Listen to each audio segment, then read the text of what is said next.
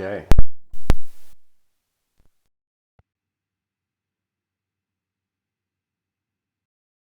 This morning's episode: Hidden Courage of the Flickering Soul. As we human beings wonder about who we are, we recognize that there is an attention that navigates the day. There is an attention that is the leader of our life.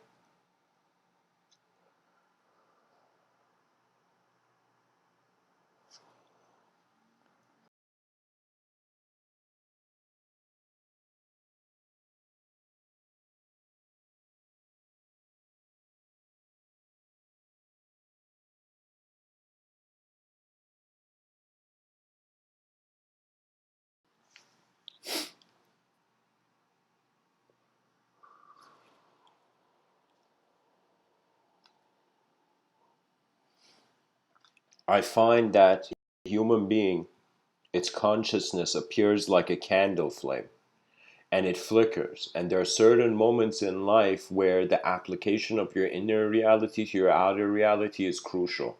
It is a must. That's what I find courage to be. When I say hidden courage, it's kind of like the subjective hope behind your eyes moving you.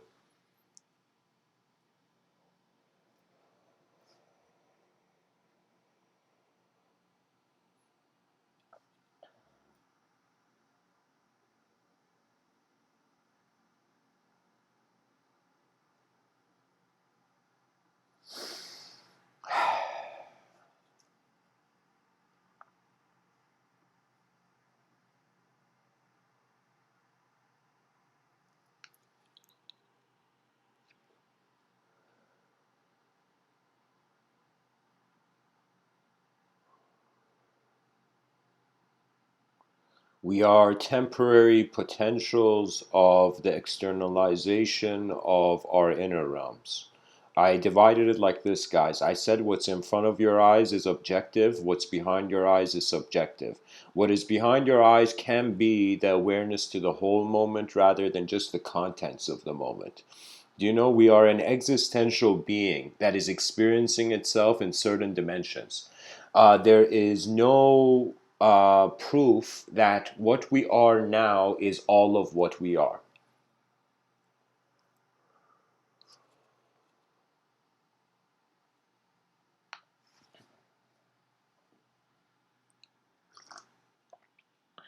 I remember having a conversation uh, with my father about past lives, and he entertains the notion. And I do not deny the notion of past lives and future lives. It's just that I remember when I was talking to him, I was telling him that this thing that I am in this moment appears to me at least as a tiny percentage of who I am. So if I want to get obsessed with the timeline of a shape, well, that shape could have an endless timeline. So really, I find that attention has opened its eyes through matter and is realizing slowly as the decades go by that it is beyond matter. Eventually, humanity will consider the being as a presence of mind rather than an embodiment of personality, rather than a body with a personality as a driver. Really, your personality is extracted out of the content of your attention, literally, what is accessible to you. That means, depending on where you are, the person's inner constitution, inner reality, and realm shifts and changes. When I say hidden courage of the flickering soul, I was pretty much considering that we are temporary conscious moments of being. We're flickering like a candle flame. And so what is the courage of the lifetime? You know, what is it that separates you from every moment of your being? And I find that is the openness of the application or the trust of your inner realms. If I, for example, don't have trust in my inner realms, I cannot speak to you. When I was younger, I didn't have trust in my inner realms. the way society had kind of conditioned me, I was devaluing my mind. I was not looking at my mind. I was not wondering about my mind. I had put my mind in a box and put it under the bed. And I was never asking questions about it until life took an intensity. And really, there's no greater teacher than what happens to you in life. There's no greater teacher than what happens to you, you know? It's like, imagine a teacher trying to teach you about falling down. I mean, seriously, when you fall down, you get direct experience. You don't even need the teacher. We are many minds in one room. We are many creatures in one existence. We find ourselves to be part of a civilization that is 4 billion years old. We are evolutionary creatures. And of course, we're on a rock in the middle of nowhere, and language has been sparked like fire. What that means is, seldom this is said, but a lot of what man finds to be a value for him is self-made. We, just like how we called ourselves human beings. I mean, there was a point where there wasn't that much sophistication with language. We didn't even have a category for ourselves as human beings. We were just alive. You know, we were just the movement of life, and then the movement of this sort of life went into, you can say, it crystallized into other dimensions. That means when the mind of man really began walking quicker and faster than man's body, I find it was always like this. You know, even though I speak about in other talks of a subjective evolution and how, just imagine the unconscious movement of nature, moving creatures. That means it's like the creature has no idea it's a creature, it's just the movement of nature. Suddenly it becomes aware that it has limbs and it is separate. There's a distance between it and its environment. So whenever there's a distance between it and the environment, self-awareness automatically develops. So what it is as if like the human biology was this unused camera, and suddenly this camera, somebody picked it up and is looking through it. You know, it's somebody is aware it's a camera. You know, somebody is aware that the biological existence is being navigated through. You're consciously existing as I'm speaking. Regardless of what you believe or not, your own existence seems to be your most immediate proof. This is why when I started giving these talks, from one angle, I was like, you know, what about all the ears that are going to hear me and comment? And then at the same time, I was like, why, in some sense, every person is in their own realm. They say this to artists, that when your artwork leaves, you know, it's no longer yours.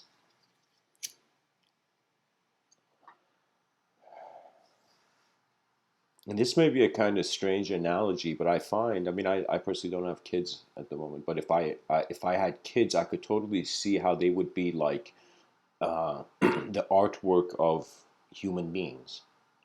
And when that artwork goes into society, civilization, it no longer belongs to the artist.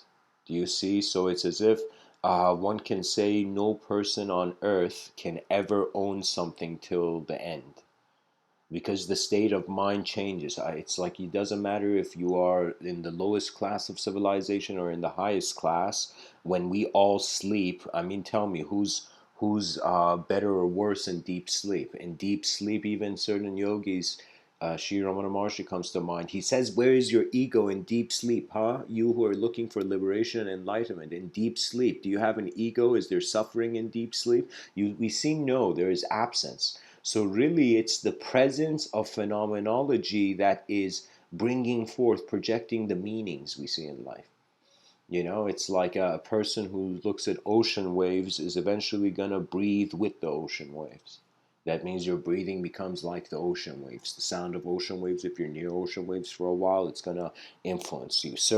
It's like this, guys. It's like you're not born in an empty world. You're born in a world where various energetic expressions, various designs of intelligence are moving. Now, the ultimate question comes is the whole world intelligent?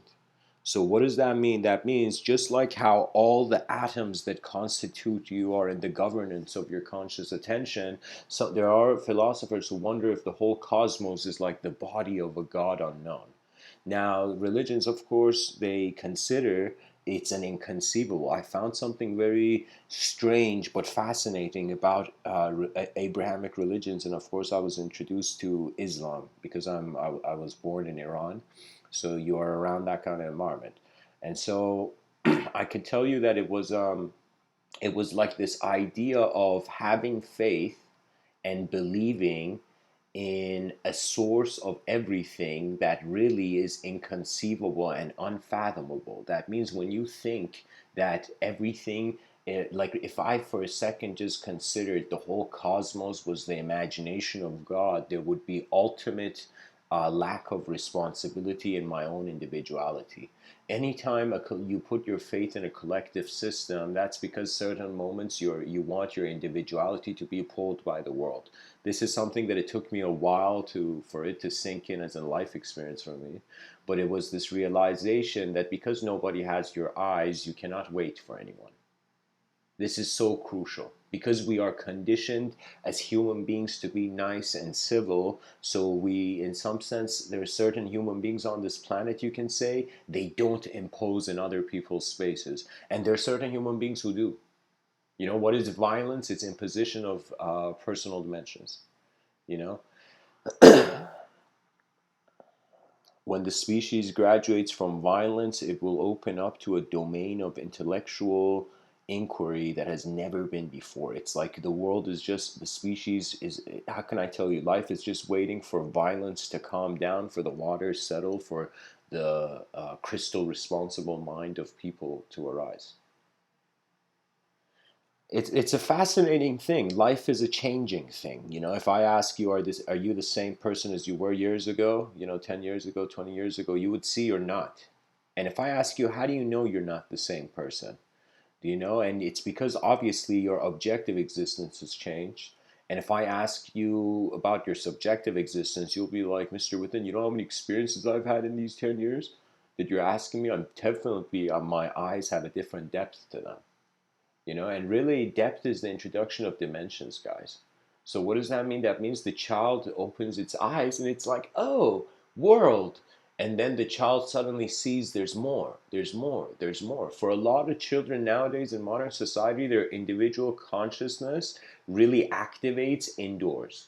That means the young child is in the house and at some point in the house suddenly realizes where it is. The sensitivity to location is even crucial. I mean, I do understand the yogic path to find the unconditional, non-local, ultimate state of being, but at the same time, it's as if it took the being a while. It was a great evolutionary leap to be an individual. That means there have been times where I've even like, how can I tell you the intensity of my, like, I do not agree with every yogic ideology. You know, there are certain things in life that you cannot let the ancients think for you. And there are certain things in life where you got to listen to the wisdom of your ancestors. The wisdom of your ancestors is the effort of the civilization. That means when I really, like, you know, they say you got to honor your ancestors. I remember there was a scene in the movie Lord of the Rings, I think it was the second one, where Theoden, the king, loses his son. And Gandalf, like that wizard guy, is there, you know? And so Theoden is crying and he says, no father should bury his son, you know? He's crying, you know? And then Gandalf comes in like to console this king, and he says, "Do not worry; he will find his way to the halls of your ancestors. You know, to the halls of your father, you know, forefathers or whatever." So what I'm saying is that what it means is it's an honoring of one's past constitution in existence, and of course, because we're a genetical creature, the genetics is kind of jumping over stepping stones. It's as if, like, we can say the process of just the lineage of the human being, it's like the genes, the DNA, kind of jumping from one life to another life to another life to another life, and it's passing down. There's even memory. Like, they even tested this on rats, which is, of course, not not enough cheese in the world will, you know, compensate for what we do to rats, but uh, there was this study by this university that these rats, um, they were shocked, they were scared, and so they realized their offspring was also scared, and the generations afterward were also scared. So really, one should not think of life as perfect. One should also study. I call this study the moment. How can I tell you? It's kind of looking through the eyes of your ancestors, but realizing your eyes are not theirs, even though it extends from them. That means a very fascinating thought is if a person, just like a kid, just throughout the day just looks at the sky and wonders, okay, my ancestors, how did they look at the sky? How did they feel about this cosmic landscape?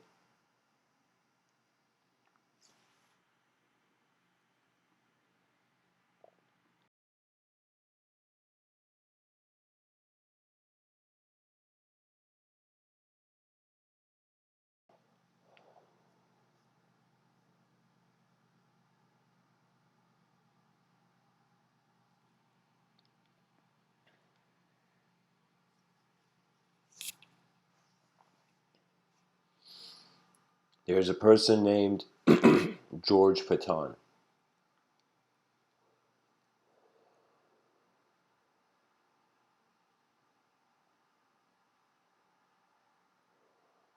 He says if everybody's thinking the same, then nobody is thinking. And I find that to be very important. Just the subtle realization of how your environment is moving and that you are an ability to move differently. You know, guys, I chose the wrong wallpaper for this episode. I'm actually gonna see if I can restore this into something. I found this other picture that was better. Uh, Hang in there, guys. Hang.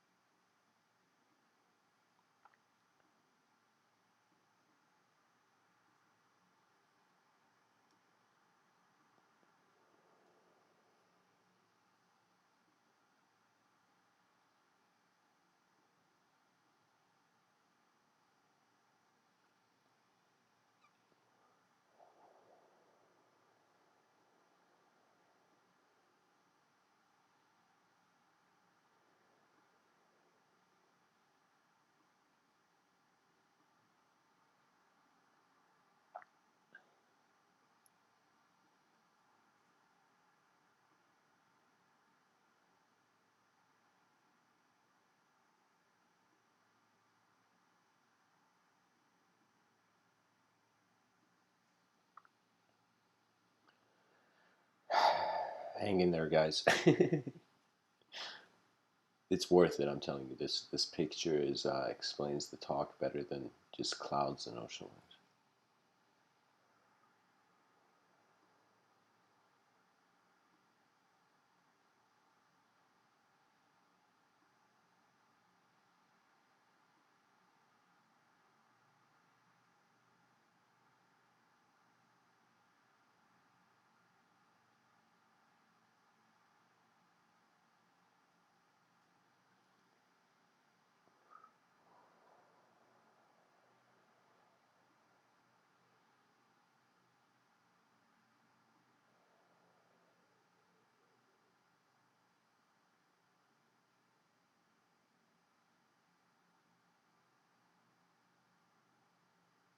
There we go. I think I found it. Yeah, there we go.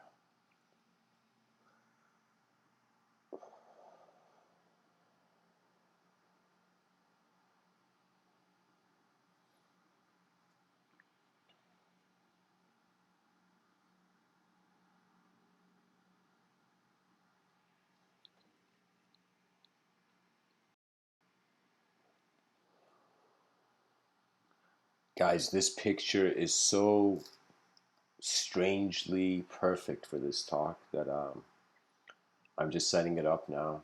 Kind of just hang in there.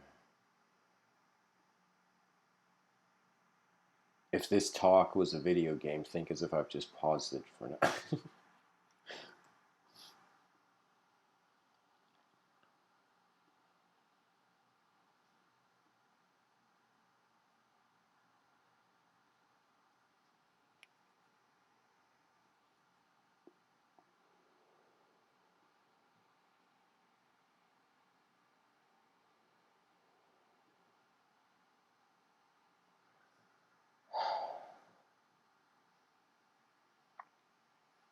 Almost there, guys. There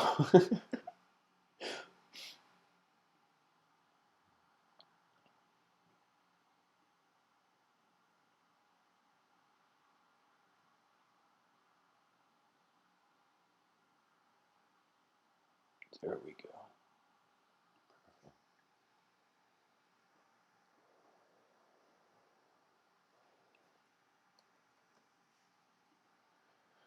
Okay. So guys, I don't know why, but I felt like this picture was more noteworthy. Here, let's put it here.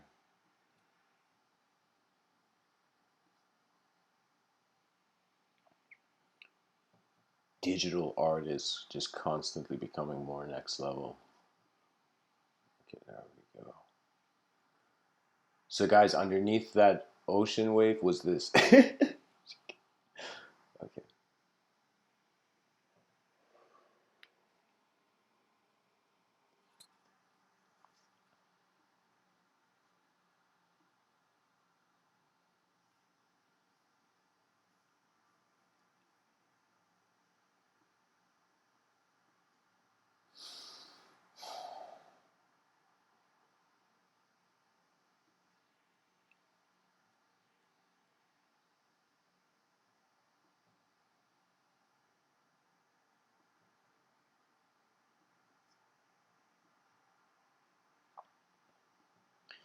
Finally, okay. So we're done here.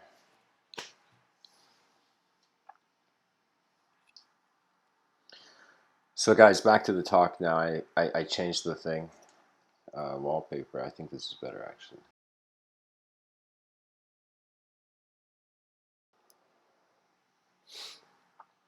This hidden courage of the flickering soul is just this kind of like, how can I tell you, your inner reality and your inner realms and your outer realms, when they synchronize, they give you the experience of one whole witnessing moment. So your life transitions, I personally find at least, that your life transitions from being a character, literally waking up and thinking you're somebody, to just being a simple moment.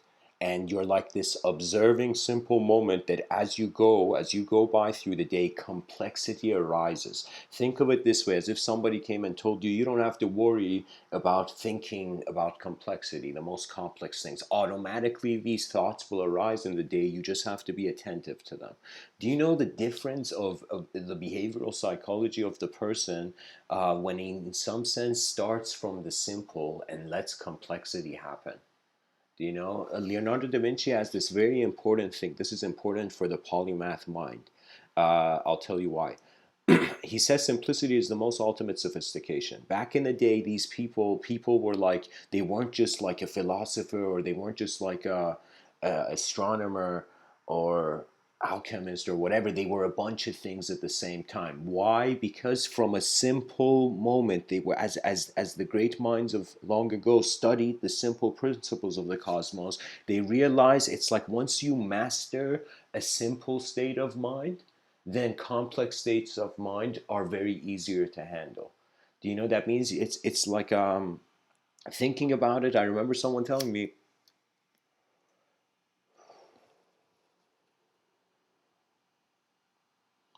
that complexity constantly becomes simplified. What was really complex, like back in the day, is very simple to us, nowadays.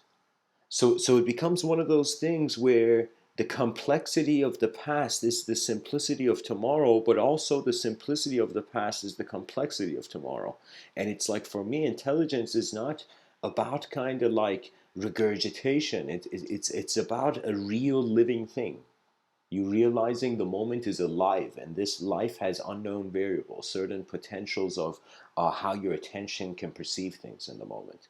Think of it this way: we all agree, at least except in the mainstream, that we have five senses, right? I'm not talking about a sixth sense, I'm not talking about extrasensory perception, I'm just saying we have five senses, right? We acknowledge these.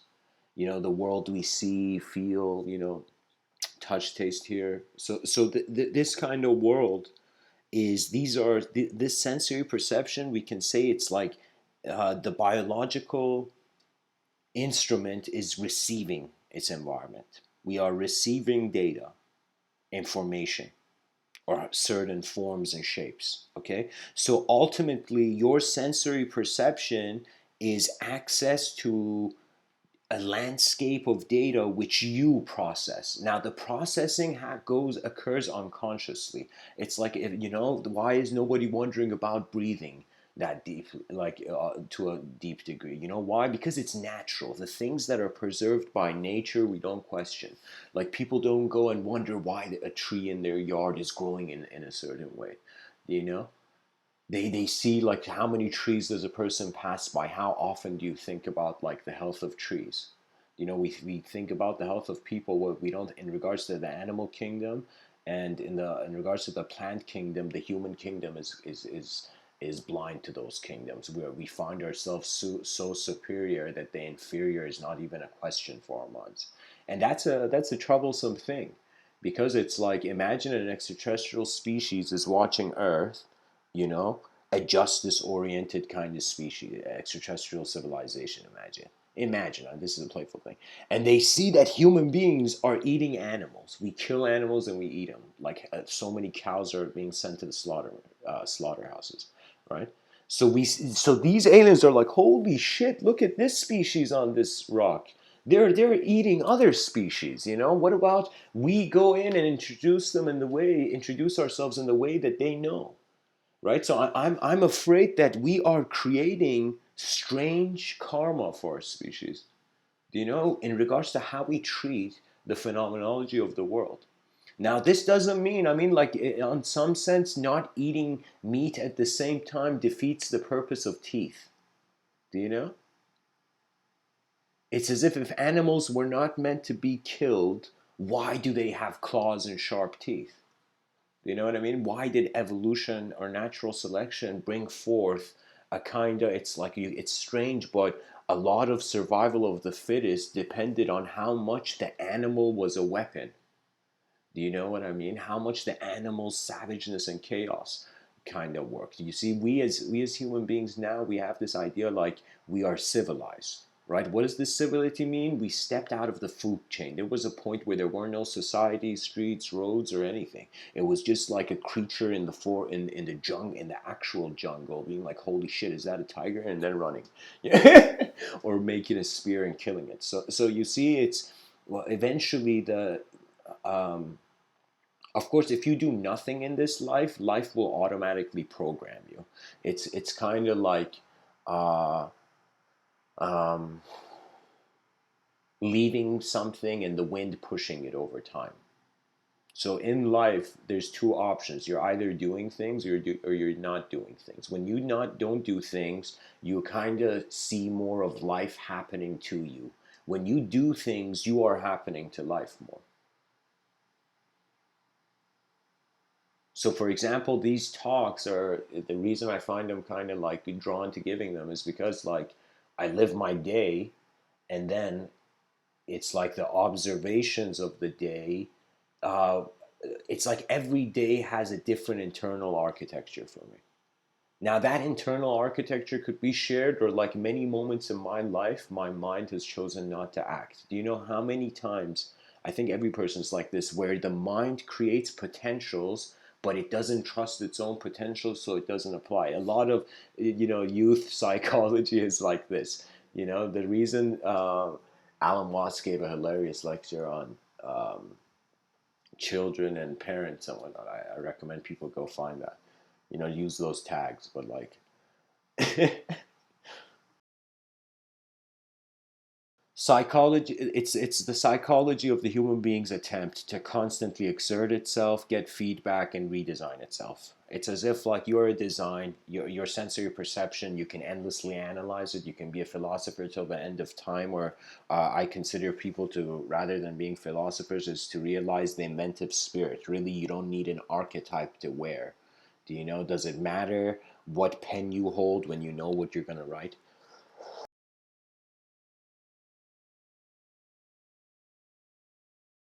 Does it matter what kind of ideology the human wears when it's really the direct experience that is moving life and giving it meaning? It's the study of states of mind. I was, through the work of Terence McKenna, actually introduced to an interesting esoteric concept. I was introduced to it by his words in a unique way. And Terence McKenna is a person who is he's like aware of many metaphysical landscapes, as if like the dude was an alchemist in a past life, and kind of like the memories came back to him or something. I don't know. Like but the thing is he says that there are, it's as if like, just like how in like there's this phenomena in the new age community called channeling, where people feel they're communicating other entities, you know, other entities are communicating through them. So Terence McKenna was kind of saying like, it's like that's when a mind comes into a body, but there are possibilities when a body goes into a mind, and that's how kind of like the higher dimensions will appear. They will appear as if they have an unknown source, yet the source is not unknown. It's just that the consciousness is on individuality before collectivity. That means you're entering the space thinking you're not part of the space. And when you go in with that mentality, whether it's in your outer realms or inner realms, wherever you go, if you don't trust your own intelligence, then life doesn't respect those who don't see it. I've noticed this, you know. Of course, there's many stories human beings entertain. You can say our life is a story, is it not? Our motivations are attempts at trying to change that story. I remember seeing this video that it was like, I was like shaking my head to it. But the video was kind of like, it had a lot of views. It was this video on YouTube where it showed all these kids who had gotten bullied, you know, all these kids who had gotten bullied in their youth. And then these kids had kind of grown up, you know, and they'd succeeded. And in the video, it's like this grown ass man is coming and saying to the bully, "I succeeded. You know, I make 200K a year." You know? Do you know? So for a second, I was like, "Holy shit! This man for 40 years of his life, that bully was the inspiration." You know, that without that bully, this person would have nothing to say in this video. So it was tragic for me, because I realized like many of us are trying to respond to moments of our past. Really, it's a very tiny percentage of human beings who their minds are silently just observing phenomenology, the external phenomenology, without internal interpretation. Do you know what that means? That means kind of you being beside a person A, being beside person B, and person A realizing that there is no way they can know who person B is ever. Why is that? Because there are dimensions of perception that are influencing person B that only person B can see and person A doesn't have access to. So, you know what that means? That means realizing the unknown and allowing it to be there. It's a strange concept, but it's like giving freedom to the unknown. Usually people want freedom from the unknown. They're like, unknown forces in the world, help me. So I get out of this shit, you know? Like get out get out of this kind of like incarnation cycle or whatever, you know? But the person suddenly realizes, why time? Why space? Why a moment of imperfection? If your mind has an ability to see inefficiency, why does it not have an ability to see efficiency? It's like it's just the other side of the spectrum. So in every moment of your life, your choices choose you too. Your choices define you. This picture I've put on the wallpaper of this, like that guy's choices is going to define him, you know?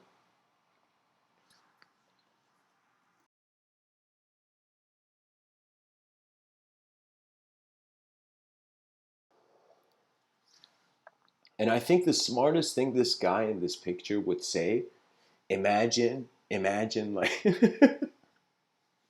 imagine like you're in this guy's shoes, okay?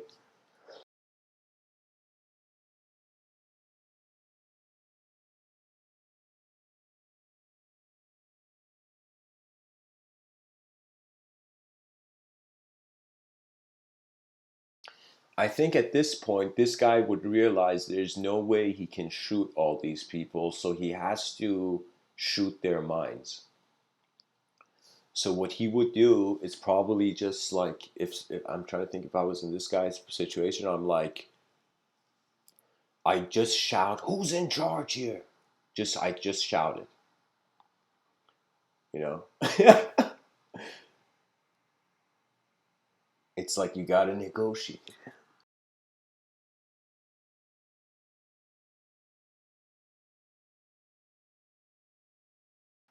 Sorry guys, I'm being distracted. Anyways, um, the responsibility to be a mind, the responsibility to realize that minds appear more as fields of intelligence that are multidimensional than singular. When we give a singular identification to the body, what that means is we all look at each other and only see atoms. Do you know that's a singular dimension? That means on some level, objectively, it's just particles in space.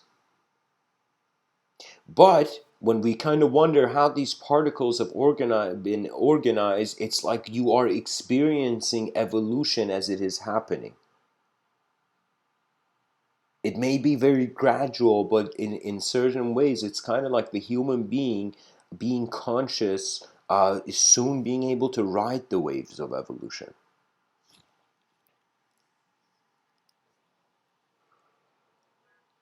What I'm pretty much saying is you can live as a body that has a mind, that is howling a brain around, a projector, or you can live as a mind. And when you live as a mind, you live as the presence of a field. So this is something strange that people don't say, but it has to do with navigating in the unconscious. That means this is something that I think Carl Jung even would be interested to hear.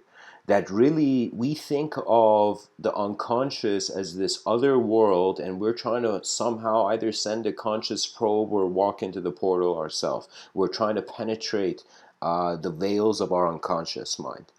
Now, the thing is, the human being, the mind, is not just being the person, it's also being the world that that person is seeing.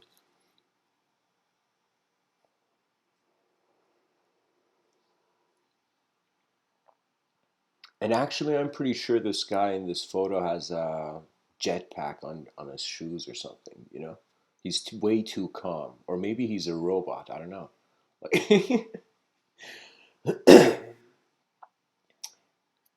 Till the end of this talk, I'm going to be commenting on this picture. Anyways, so the presence of mind, really, really, if somebody came up to you and asked, this is something Mr. Within would ask anybody who's listening, what is your mind? If someone really came and asked you, what is this intelligence that you are? Now, let's say you give an answer. Now, if they ask, what else is it? And that question endlessly remains there till the end of time.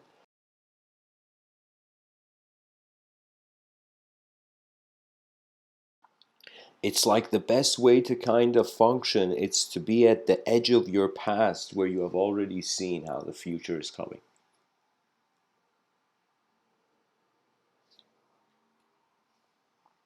By the way, guys, feel free to ask any question in regards to the unconscious in this talk. I'll share from my experience of the unconscious. But anyways, the thing I was saying that your mind is being a self and a world simultaneously. So sometimes it's like you don't journey through other higher dimensions as a self. You journey as the world.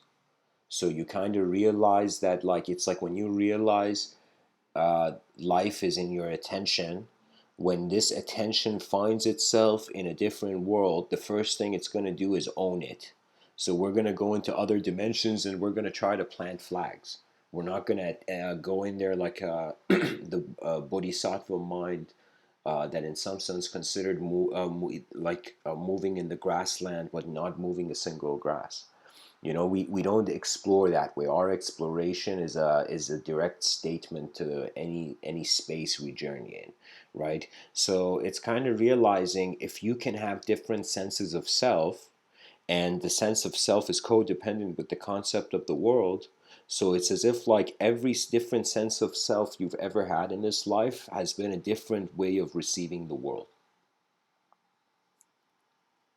So you can say as a human being, yeah, sure, you give yourself one narrative, but you have lived through many moments of your life where you have been different people to yourself. I find this personality is not fixed. It's like it's not set in stone. The only thing that's written in the stars is change. So it's kind of like I have this same kind of mentality. What do we notice in the psychology of let me say an early human being, a human being that enters like a child that is born into this world? The psychology is like the child thinks what it sees is the world only. Children, for example, they're imagine it's as if they are conscious, but their imagination and their reality is meshed together. They don't know the difference because they think what they see is the only thing that's there. Eventually, throughout time, as the person experiences the various levels of life, you as you experience various levels, you suddenly come to the psychology goes from just being dependent on one simulation of the moment to realizing it's multiple. Okay, so what that means is somebody could put a painting, like, okay, let me say a better example. Let's say we put a table in a room of like 20 people, and we put a cup. Let's say two people in the room, okay? And there's a cup there, a cup of tea. One person looks at that tea and thinks that's iced tea. The other person looks at it, thinks it's kind of like warm tea. Do you know what I mean? So it's like two people see two different things out of the same thing. Okay, this is another way of having a relationship as a human being with objectivity, that it's pretty much empty. Okay, even literally they're telling us 99.9% of the atom is space. I don't know, something like that. Like the smallest particles are found to kind of be in a vacuum state. What I mean is that vacuum state is really based on man's mind. Our experiments are limited to our interpretation of the results. You know. This is why there's the saying that says something like, "Don't share your diamonds with everyone." You know,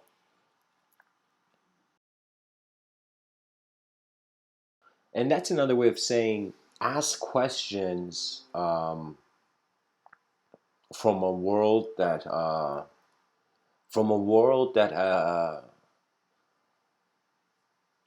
would I say it? Living for yourself as a human being is maybe 30% the purpose of life.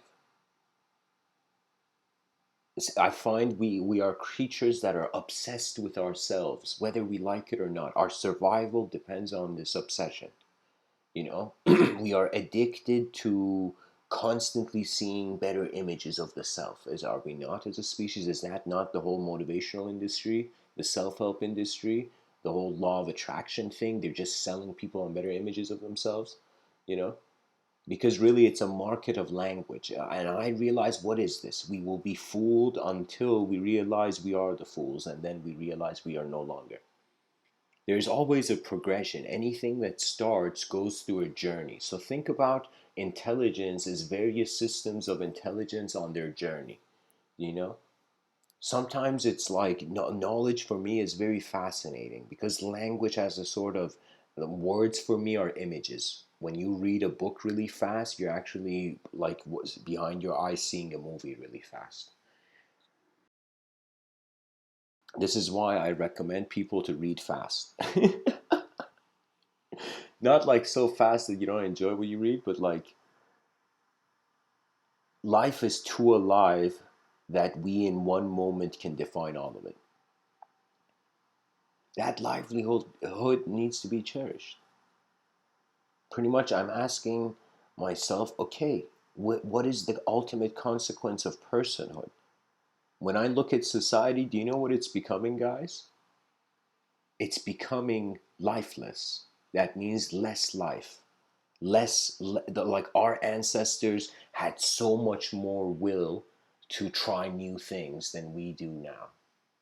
Okay, and what I mean by that, guys, you got to hear this. Not objectively, uh, subjectively, they were less distracted, so their imaginations were more wilder. Just like how people were more savage back in the day, we can say the imaginations uh, reception was also savage. Like the guy did something wrong and felt that the gods came and punished him. So that's a wild imagination right there. Okay, so imagination, the subjective realm was much more vicious, and eventually we tamed the subjective realm. But the issue arises when we try to avoid what is here. Anytime there's something that's happening which the person avoids, that's when you're like. Sometimes I thought, is karma really, does karma exist, or is it all about realizing depth? It's as if the person could say, sure, in one view it's bad karma, in another view the person's realizing how big the system was and they were not aware of the whole system. This is why humility was a path to the divine, because humility was a recognition of the majesty of the cosmos. I have, this kind of playful, kind of royal relationship with the cosmos. You know, that means I kind of see like uh,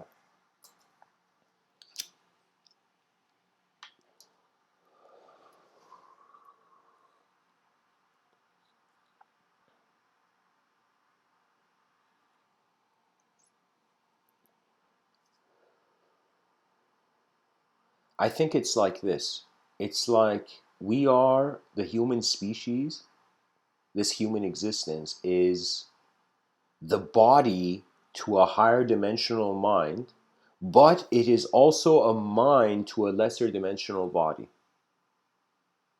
And it's another way of saying, like, when man is like, when you see like ants, like an ant is on a leaf, or an ant is on your textbook, and you move the textbook, put it beside the yard garden or somewhere, for the ant to leave. Like that's kind of like man feeling as if he is the mind to lesser worlds. He's like a sort of god in one scale of reality. But in greater scales, man suddenly becomes like that ant, and it's like, holy shit, could I be the ant to higher beings? Like, you get that kind of like wonder, but eventually you'll see it's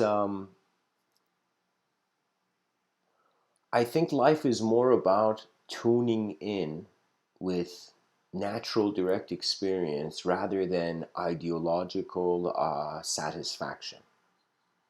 Yeah, it's an experiential thing.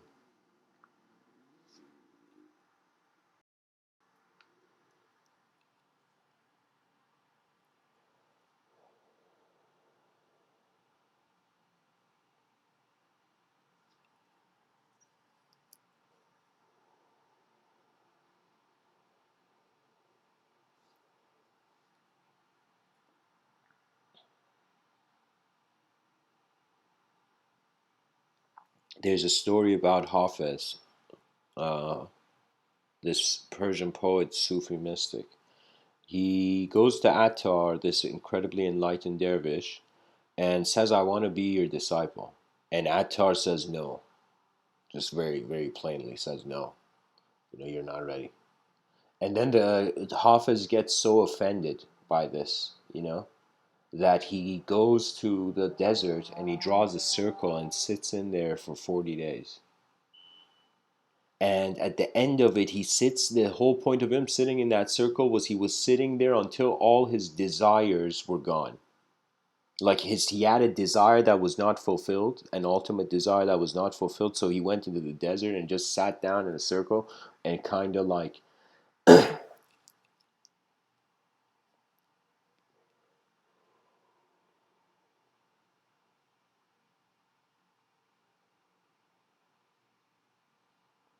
he sat there so long that the story says an angel appears to him and says, Hafiz, you have reached a certain state where paradise is willing to give you anything.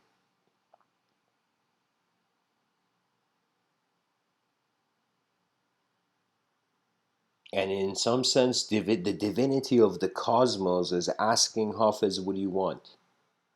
He sat there not wanting anything to such a degree where the divine manifestation has appeared. And when the angel says, what do you want? Hafiz doesn't respond. He says nothing.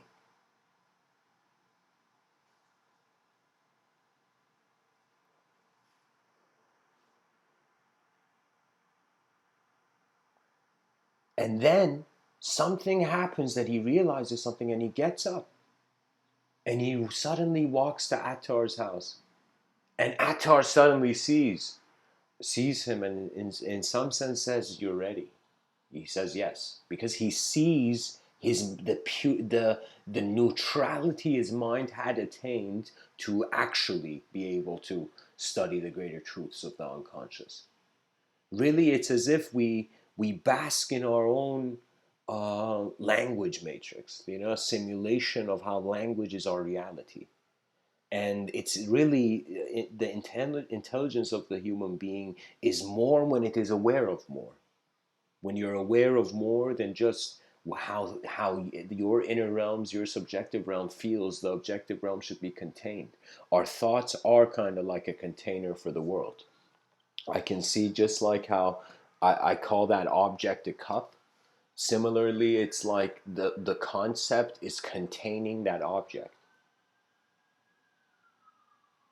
And so after some point, I find really in life, when you certain karmic patterns repeat, certain things just repeat and just happen.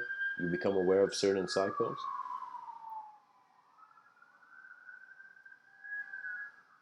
After some point, it's like the person asking themselves, where did I go wrong?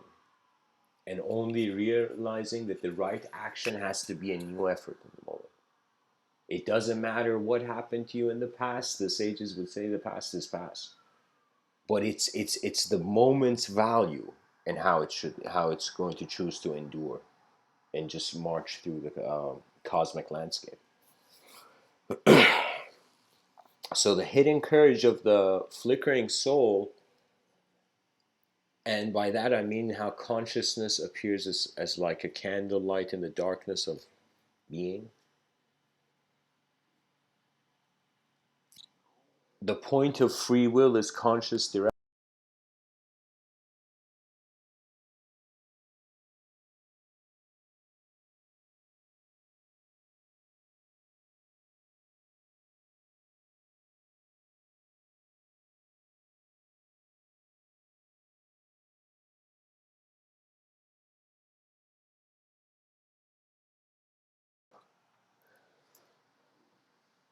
To study the life of your attention, to how your attention is also moving. The mind is moving as well. The person could notice instantly that just like how the bird is flying, in front of him, the mind is also animate, it is alive. Your mind is strangely your soul, and the word soul is like the unknown X variable that is the source of free will. So it's as if we really cannot explain energy or personify energy after a certain point. When it gets to that point, I say we go beyond the language threshold. The language threshold is this concept I've developed where it's like you can have an experience that we don't have words for yet. We don't have a concept for yet. That's when knowledge really liberates itself. That's the aftermath of the apocalypse for the educational system that's going to occur. It's the realization that man is putting meaning in meaning. This means that eventually I find that the greatest problems require the most minds.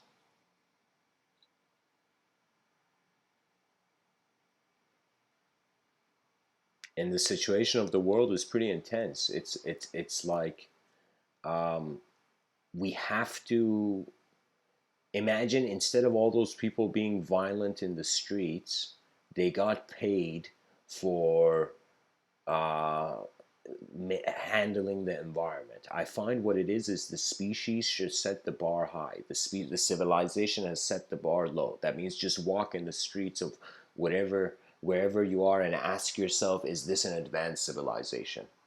Just ask yourself, is this an advanced civilization? And an advanced civilization, in some sense, is like how there was a Zen saying, if you want to climb a mountain, start at the top.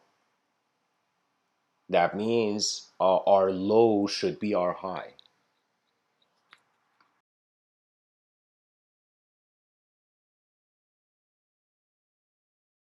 That means all the moments in your life that you have entertained inefficient narratives. Similarly, it's like you could have entertained an efficient one. The state of the state of being in accordance, it gets defined in accordance to what you do. So it's this strange kind of philosophical way of looking at it, especially as we're kind of left. This is how far language technology has taken us, where it's as if the philosopher is looking at the objects and subjects of observance and the observer. And this realization that the observer, it's neither a verb or a noun. The verb and the noun are being observed. The observer is strangely like the hidden eyes of the cosmos that is a part of your mind.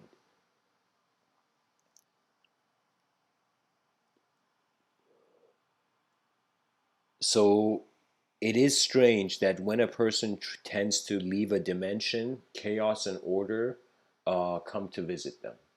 The ultimate chaos and order.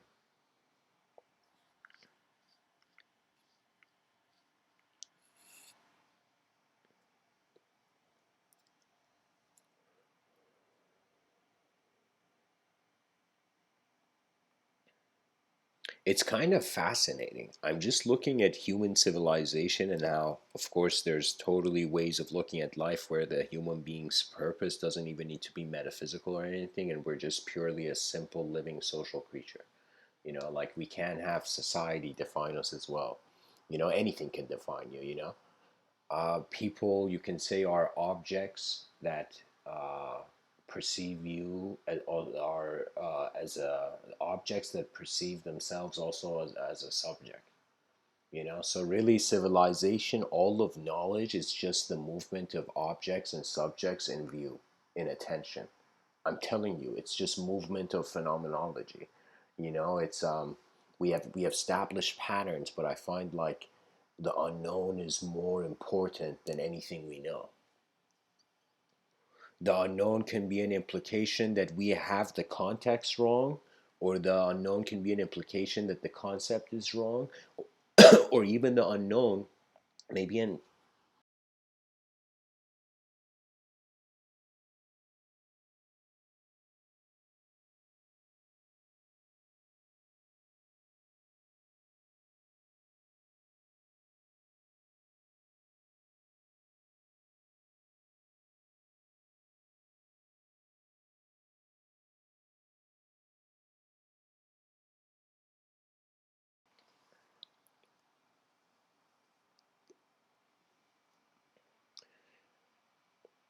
or both of them are void. It's very possible that we're just travelers through space and time, and really life has purely an experiential value. But it is also true that during this individual kind of journey, experiential journey, the people realize that their civilization is like the ultimate thing that all the human beings on the planet, they have left behind as their will to the future generations.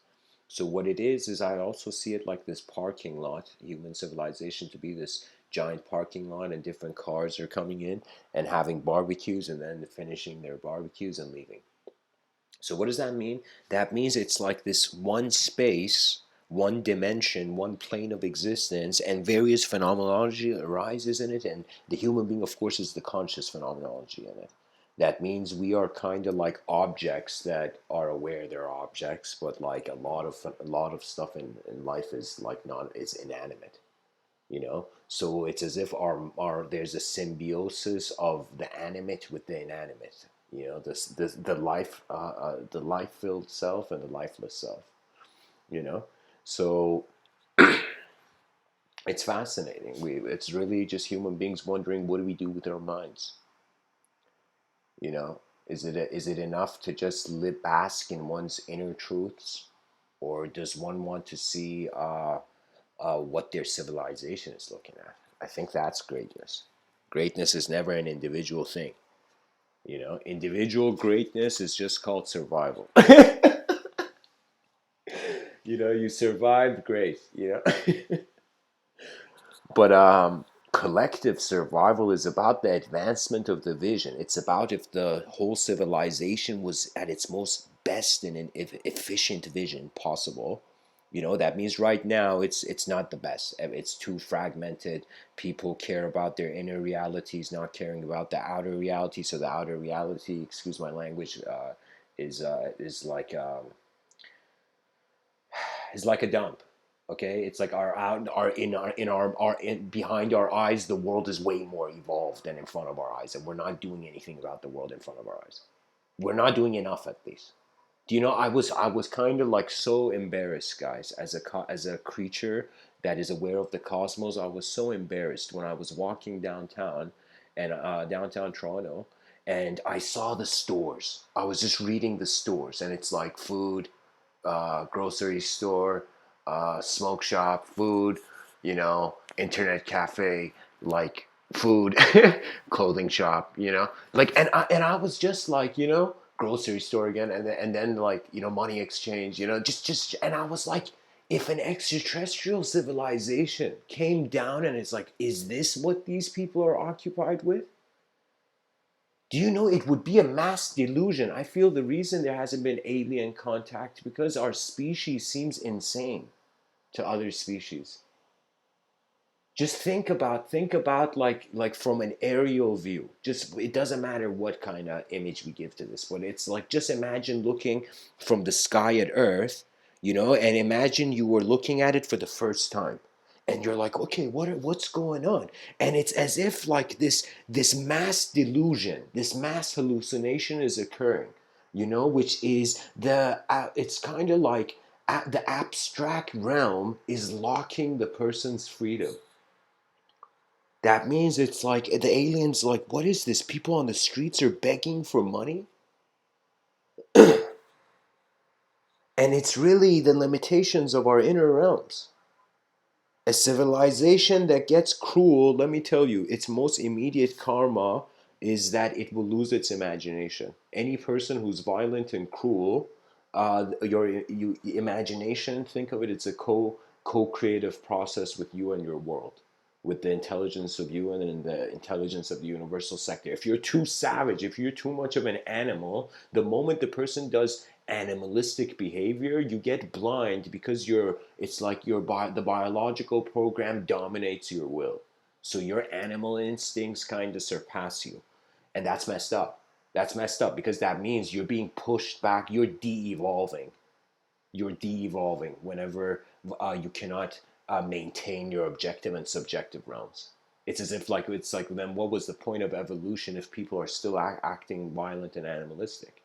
You know, are we still in the same creatures as we were in the jungles? You know, or in the concrete jungle, have we realized the opportunity to live as liberated minds?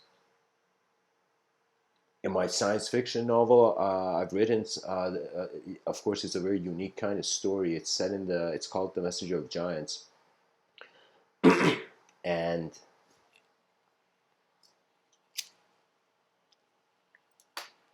what really is occurring in it is that I've thought of the year 5025.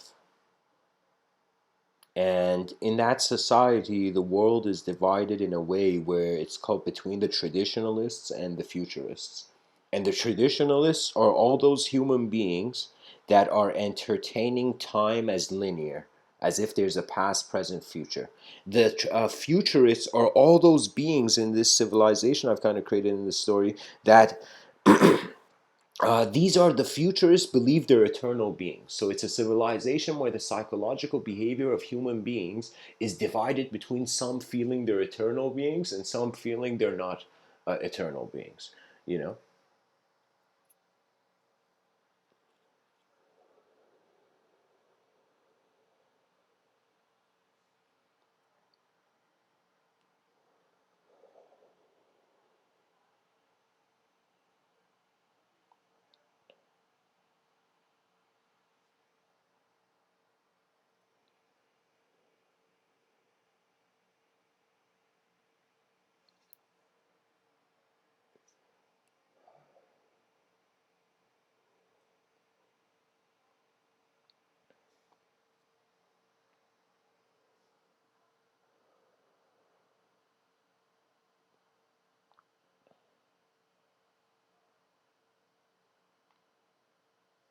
it's strange, but the mind is not something that can be intelligent, true intelligence. And of course, this is I'm one person speaking in a universe of countless stars, but I'm just saying, like, I find that really it's kind of like this. Imagine a spectrum. Imagine on one edge of the spectrum we have direct experience. Imagine on the other edge of the spectrum we have indirect ideology or an indirect experience.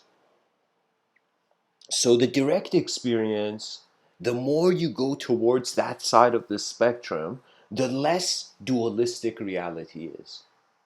So what that means is the creature stops, the human being, literally the conscious moment stops treating itself as divided, as fragmented, you know? And really that pure awareness arises from acknowledging the void. So you actually have to go a bit beyond the singular dimension. All those people who feel oneness, they're like, in the beach holding hands saying oneness, like that's great. But let me tell you, let me tell you, there's something beyond oneness, and it's actually where oneness is living in. If oneness, the concept was like a being, and you asked it, hey oneness, what are you looking at?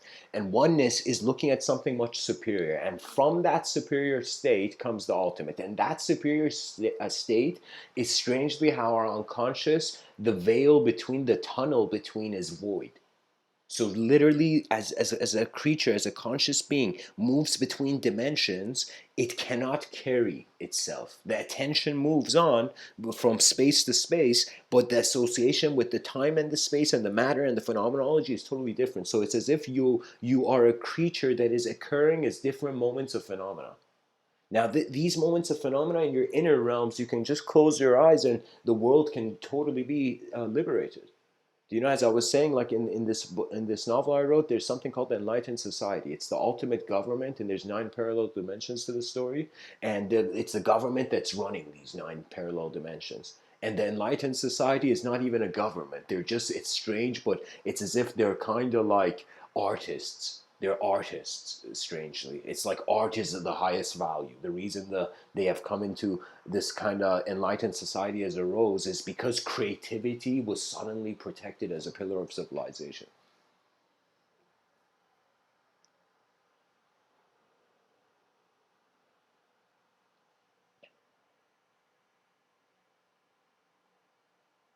There's a part in the novel I remember writing. I don't remember the exact words I wrote, but I remember the imagery of it. Like, I remember writing that the enlightened society, like this kind of sci-fi kind of society and this universe I've created, like I was thinking the enlightened society came early on and it stopped all the religious wars, all the wars of language.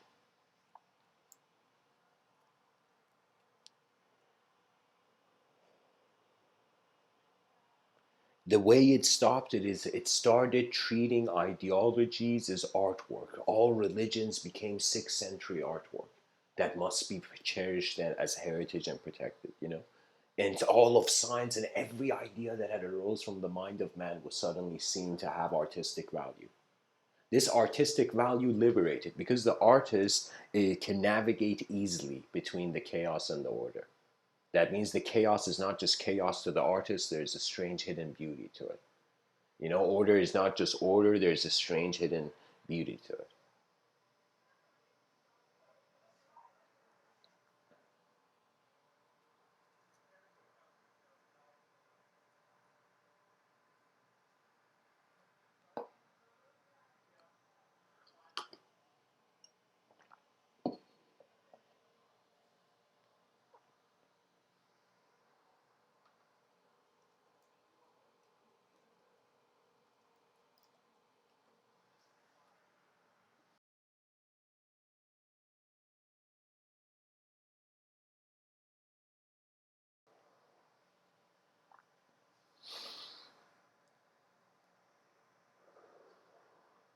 I remember I had this awesome experience once that totally like revolutionized my psychology. It was weird.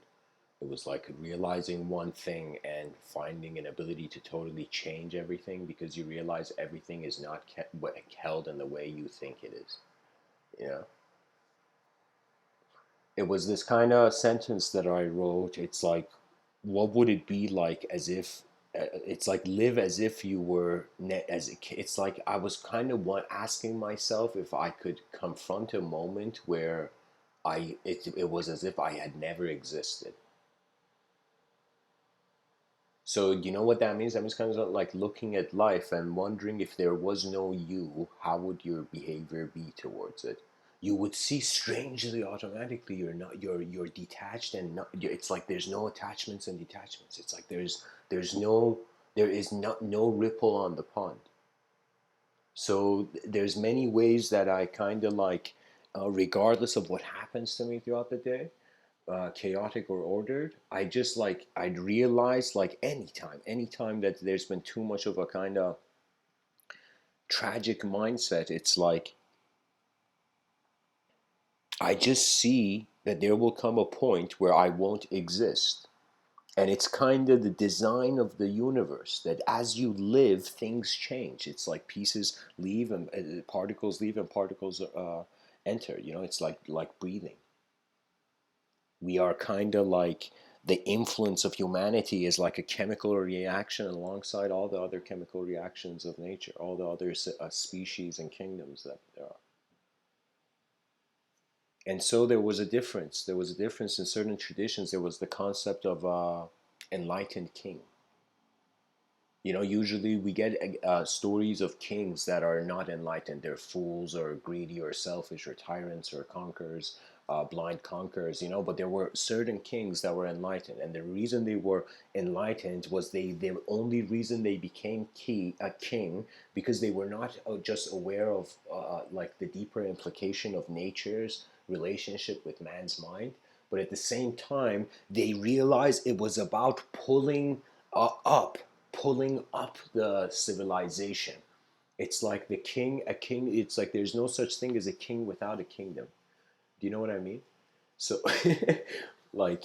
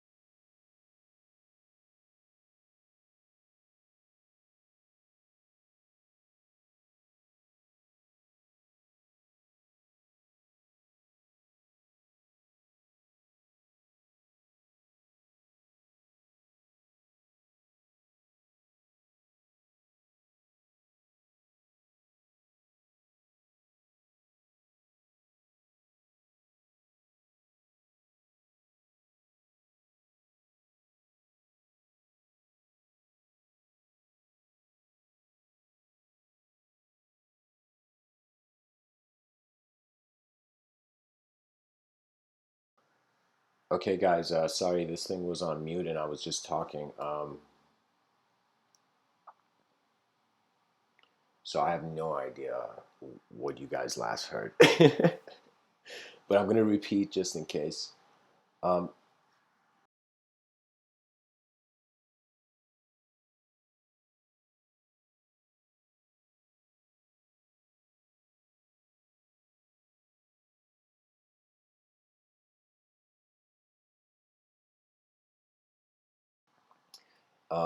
so guys, I was attempting to respond to Kova's your comment that you say so the king is dragging the civilization forward, and I was sharing this quote from Queen Elizabeth, where she says, "Fear not, we are of the nature of the lion, and cannot descend to the destruction of mice and such small beasts." It's kind of like I'm just saying there is a value to setting the bar of your lowest reality as your highest reality, and then realizing it's like there's a certain level of disagreement, conscious disagreement that is required with liberation, not with liberation, with discrimination, the ability to discern, like to kind of like discriminate between various textures of reality, or the fabric of the structure of something. But I'm saying just she Queen Elizabeth here is saying like we are the nature of the lion. So can you imagine her saying this to a bunch of people in the streets back in the day, or let's say a kingdom was siege and the soldiers were there, and she's like, "You are lions, you know." Do not fear mice, and she's like commanding the army to move forward. Like that's, even though yes, you're like, okay, political bias, lack of equality of archetypes, but there is something that you have to give the microphone to the talent, you know.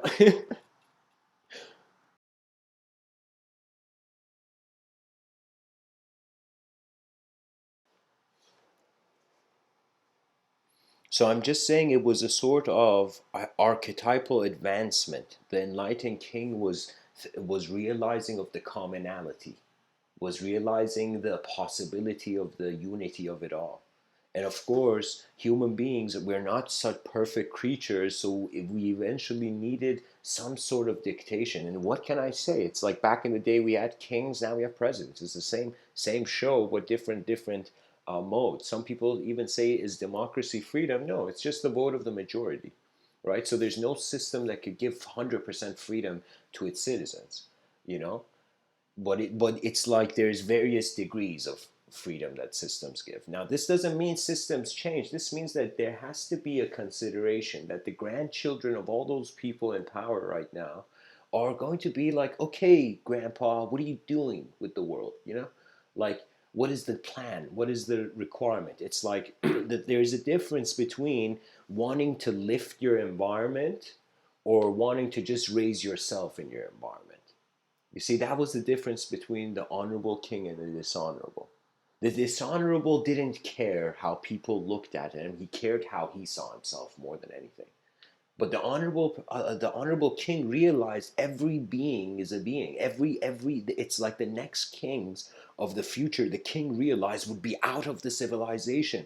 So think about it this way: that you're a king that wants to plan for a future king, and you realize the future king is one of the people in the civilization. So what do? You make the civilization the greatest potential, so the greatest king can arise. Now, I'm not saying that we take this king ideology too far. I'm not trying to make this, but we have to realize the whole point of the effort of man to see himself as superior to his moment. That superiority, if you there is this pattern of thought that says equality, equality, so you can't be superior and you can't be superior and you can't be superior, and we're like, what is this? Are we creating fences over the potentials of reality? For me, do you know freedom is great, is the most crucial thing in life. But I'm saying too much freedom can be chaos. So rather than us thinking there's freedom and chaos, let us think that both of them are here, you know? And that the way we handle chaos suggests a freedom.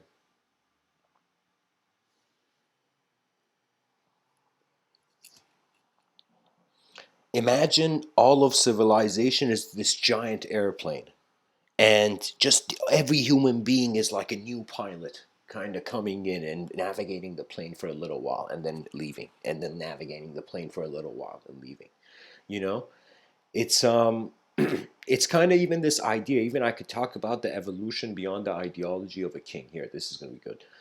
So let's say the world had endless enlightened kings, one after another, and civilization advanced and advanced, and enlightened king, enlightened king. There would come a point where the repetition of that pattern in history would be too much and people automatically get bored. Because we're emotional creatures, that means we can't have rational decision making. So the best thing is man, because he's not a rational entity, must create technology that can, in some sense, handle his rational decisions. That means we either have to clean up our environment, or kind of global environment, or we have to create something that will.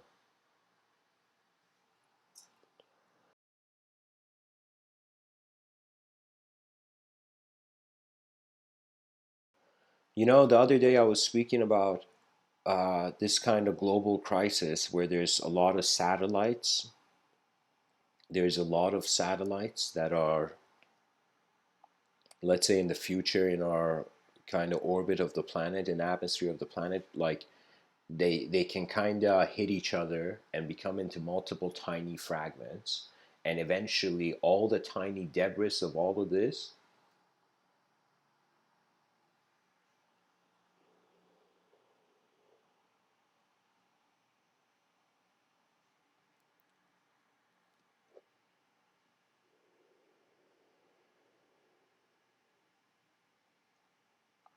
it's going to kind of make a sort of prison of tiny moving metal particles, so we can't kind of leave with an airplane outside of our atmosphere. We'll get shredded. So we kind of like the satellite debris, too much of it, eventually, like all those broken pieces hitting each other, so it becomes like this kind of like kind of prison, metal prison over the planet. And I was thinking of a solution to that, and I'm like, okay, what if we just put giant magnets in the orbit, like giant spheres, magnetic spheres or something, and then it's suddenly just whatever it is, because it's huge, even though it may hit and break, but it just becomes into bigger chunks, and then maybe something can be done. But like,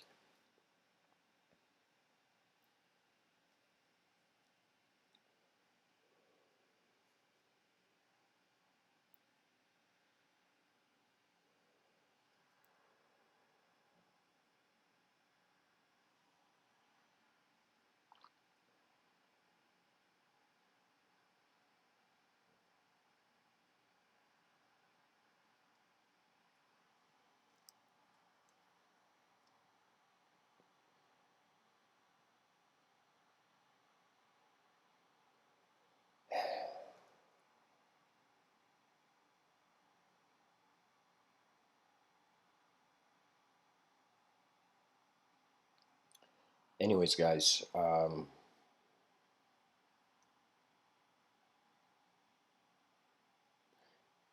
don't know what to say, but I'm just saying, like, the whole idea was that a sort of archetype, let's say the archetype is dependent on its uh, conscious data processing power.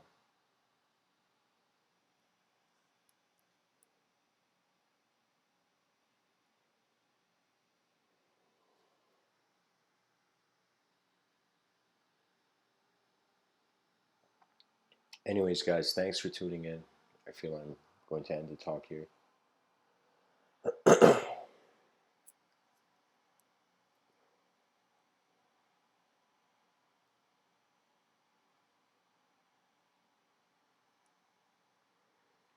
Of course, it's easier not to care. That's the easiest thing. The easiest thing is the ostrich method. Put your head in the dirt. Go hide in your cave. But really, I think we need efforts. I mean, what else? Who else is gonna clean up the shit? Like, so reality is really the kind of thing that's going on. I don't know, guys. If you guys have anything you want to bring up in the chat section, I'm willing to stick around and say much. But I'm kind of done for the talk. I kind of got the images out there that I wanted to share. Um,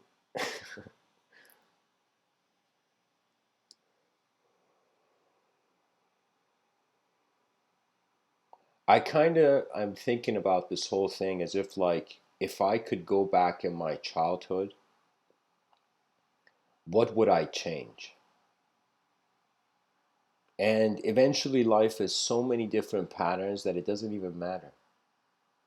It doesn't even matter after some point whether you're a temporary being or eternal being. It's just the effort.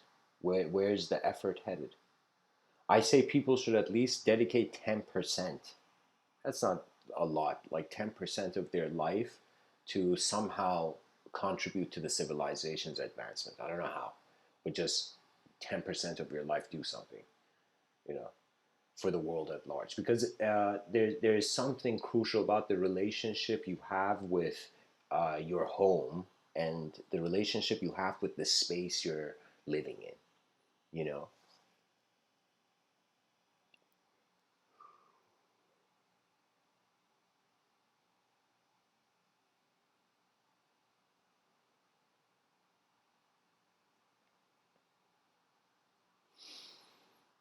Let me see if I can share one last story before the winds of evolution move on. Yeah. um,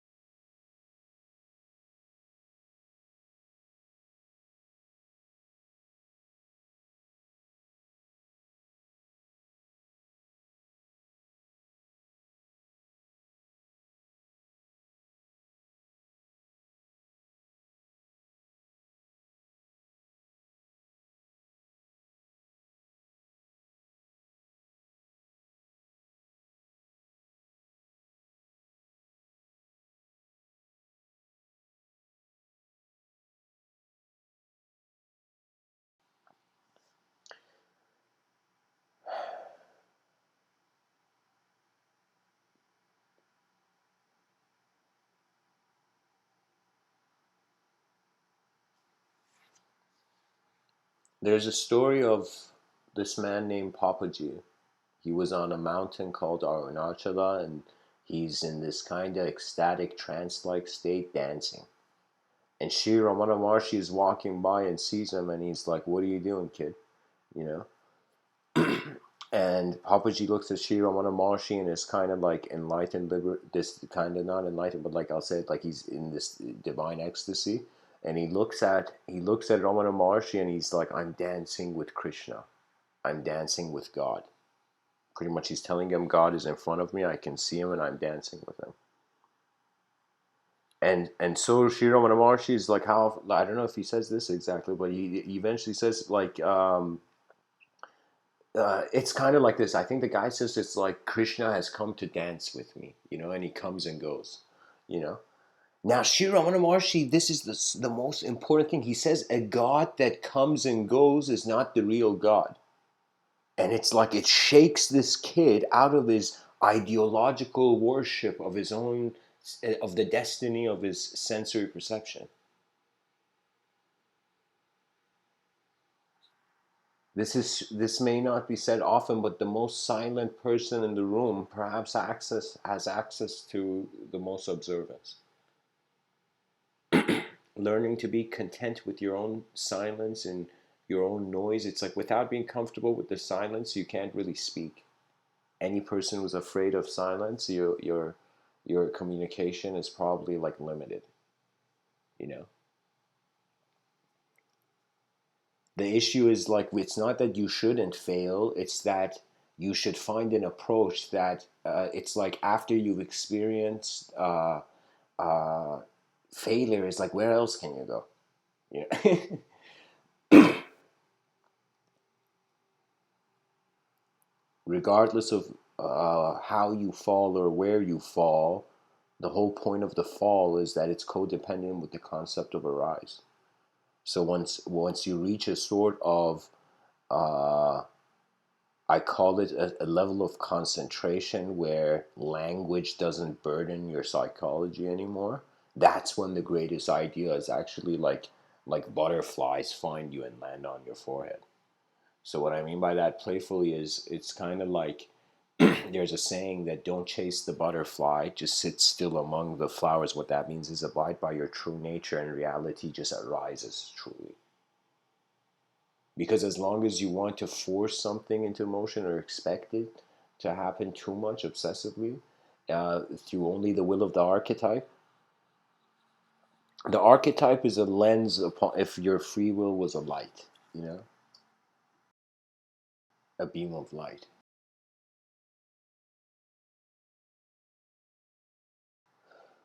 So it's kind of like saying, as Sri Ramana Maharshi said, a God that comes and goes is not the real God, is another way of saying like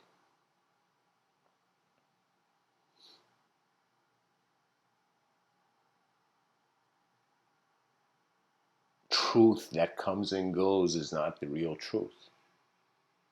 We are going through endless spheres of momentary subjective manifestation. We don't realize it.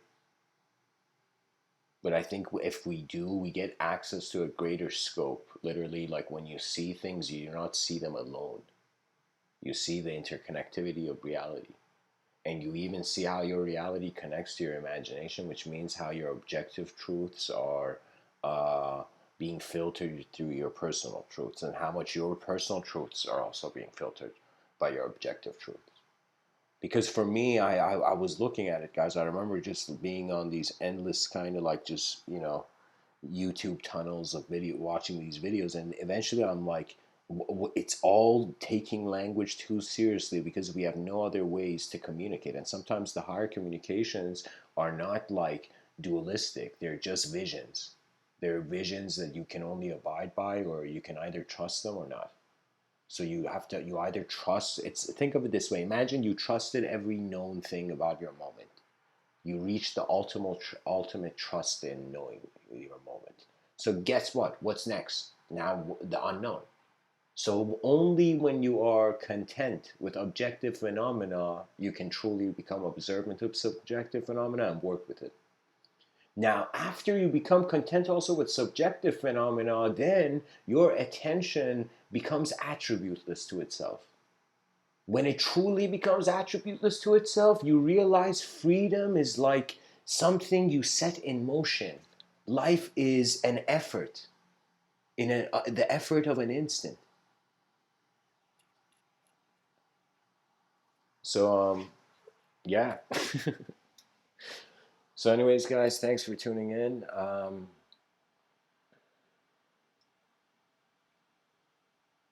I think everyone should write. I think writing is a synchronization of the objective realm with the subjective realm, like a perfect synchronization. And it's also a great way that when you do these subtle activities, you also observe your state of mind. So think of it this way: this is the person consumes a chemical and it influences them. So now imagine as the person is waiting, for the chemical shift. It's as if like, how would I say it? It's on one view, yes, it's self in a world, but on another view, it's just an oscillation of attention between being nothing and everything at the same time. It's like the troughs are, the peaks and troughs are like this in and out kind of view.